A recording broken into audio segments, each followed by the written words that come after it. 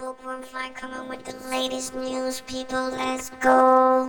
So you guys, it's your boy Bookworm Fly, and we're back at it again, reacting to some more war updates. And today we're going to be watching CNN on the latest news between Russia and Ukraine. Without further ado, let's get into it. We're getting word of multiple fires and injuries in Ukraine's capital following the latest round of Russian strikes on Kyiv. Officials say at least one person was killed and 9 others injured in the bombardment early Friday. Heating systems and infrastructure were damaged in several parts of the city. CNN crews on the ground described the explosions as loud and intense. Ukraine's Air Force says Russia may have used ballistic missiles in the attack. We'll keep an eye on the story and bring you the latest. Meanwhile, political correctness was out the window on Thursday as Ukraine's president spoke about his Russian counterpart. Volodymyr Zelenskyy addressed a European Council meeting in Brussels asking for more air defense systems to protect Ukraine's energy infrastructure. He also responded to an idea floated by Russian President Vladimir Putin during his annual press conference, suggesting it will be interesting to see Ukraine's air defenses take on Russia's new Oreshnik ballistic missile. On a response on social media. So like, Putin wants to do what's it called? A rocket battle, basically. Like he wants to do a missile fight. Putin wants to see if the West could shoot down his new missile, the Oreshnik. I'm probably saying it wrong, but like, Putin wants to do a challenge, which I think is crazy.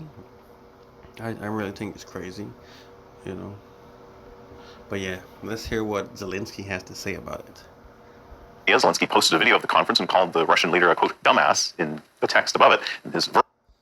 Wow, so they both insult each other, so I mean, you can't really say, you know, Zelenskyy is wrong for calling him a dumbass, but like, I don't really think that's a good idea, you know. You shouldn't really piss off Putin more than he already is. So yeah, I don't know. I feel like I don't know. Let's see. Response was no more flattering. Listen to this. Ми вдаримо, наприклад. He says that we will strike somewhere in Kyiv, for example, with the Oreshnik, our new bomb, and let them put up air defenses. And let's see what happens. Do you think this is an adequate person? Just a scumbag. Now, Putin, in his press conference, talked about the war in... So, a dumbass and a scumbag. I mean, I don't know, Zelenskyy. I don't know. Why would you do that, buddy? Why would you do that after Putin just challenged a missile battle? You know, and I don't think it's a good play. But I'm only here to watch and react. For peace talks, as Brian Todd reports, the Russian leader isn't putting his cards on the table yet. In the tightly choreographed, celebrated ritual that's become his year-end news conference, the 72-year-old Russian president spoke about the possibility of meeting with President-elect Donald Trump after Trump takes office. I don't know when we'll meet because he hasn't said anything about it. I haven't spoken to him at all in over 4 years. Of course, I'm ready for this at any time, and I will be ready for a meeting if he wants it. Vladimir Putin's claim that he hasn't spoken with Trump in more than 4 years contradicts reporting by journalist Bob Woodward that the two men have had as many as 7 conversations since 2021. Trump has also denied having multiple calls with Putin since leaving office. But Trump told CNN last May he could end Russia's war on Ukraine within 24 hours, a promise he repeated throughout the 2024 campaign, though offering few specifics. We'll be talking to President Putin, and we'll be talking to the representatives, Zelenskyy and representatives from Ukraine. We got to stop it.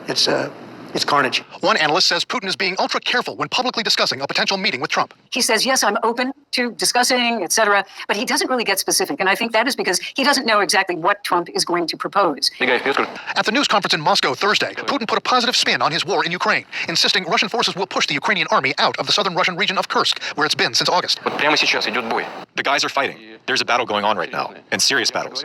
It's unclear why. There is no military sense in the Ukrainian armed forces entering the Kursk region. We're holding on there now as they're doing. Throwing their best units there to be slaughtered. Trump has said the Biden administration's decision to allow Ukraine to hit targets deep inside Russia with American-made missiles could escalate the war, and he again lambasted that move this week. Certainly not just weeks before I take over. Why would they do that without asking me what I thought? I thought it was a very stupid thing to do. But one analyst says this. I think it strengthens Donald Trump's hand as he enters office because he will have a Ukraine that continues to have a bargaining chip, a Ukraine that can potentially pressure the Russian president.